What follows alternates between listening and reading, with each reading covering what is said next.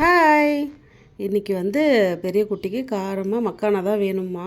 எவ்வளோ சொன்னாலும் கேட்கல, கொஞ்சம் தான் இருக்குதுன்னு சொல்லிவிட்டு சரின்னு சொல்லிட்டு நெய்யில் அப்படியே ரோஸ்ட் பண்ணிவிட்டு லைட்டாக சால்ட்டும் கொஞ்சமாக வந்து காரப்பொடியும் போட்டு நல்லா ஃப்ரை பண்ணி கொடுத்தாச்சு.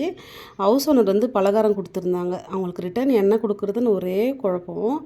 ஆல்ரெடி வடை இதெல்லாம் கொடுத்துருக்கேன். சரி கொஞ்சம் டிஃப்ரெண்ட்டாக கொடுக்கலான்னு சொல்லிட்டு தான் அரிசி மாவில் ஒரு ஸ்வீட் ரெசிபி தான் பண்ணியிருந்தேன். ஒரு கப் அளவுக்கு அரிசி மாவு கூட ஒரு பிஞ்ச் சால்ட் ஆட் பண்ணிவிட்டு கொஞ்சமாக நெய் சேர்த்துட்டு சூடான தண்ணி கூட சப்பாத்தி மாவு கன்சிஸ்டன்சிக்கு பிசைஞ்சு வச்சுக்கலாம்.